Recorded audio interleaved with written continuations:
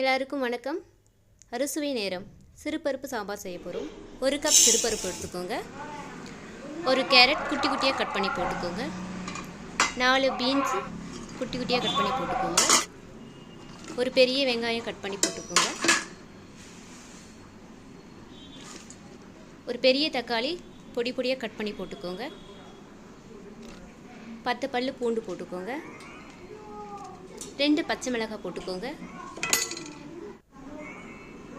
1 spoon மஞ்சள் தூள் போட்டுக்கோங்க. 1/2 ஸ்பூன் சீரகம் போட்டுக்கோங்க. தேவையான அளவு தண்ணி ஊற்றிக்கோங்க. ஒரு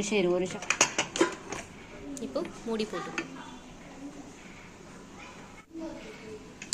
வெந்துடுச்சு. ரொம்ப குழைய வேணாம், இந்த மாதிரி இருக்கணும். சூப்பராக இருக்குல்ல? இப்போ தாளிச்சிடலாம். 2 ஸ்பூன் எண்ணெய் ஊற்றிக்கோங்க. எண்ணெய் காஞ்சதும் கடுகு போட்டுக்கோங்க.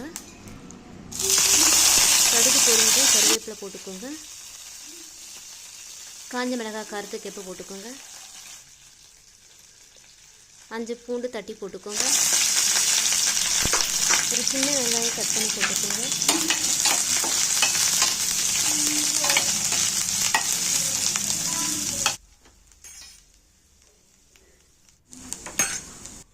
நல்லா வதங்கிடுச்சு. 1/2 ஸ்பூன் சீரகம் போட்டுக்கோங்க. நல்லா வதக்கிக்குங்க.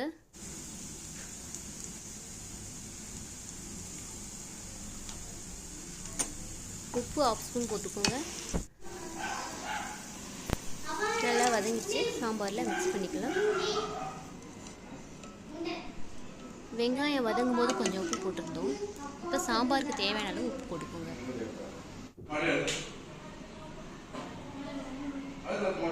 சிறுபருப்பு சாம்பார் ரெடி.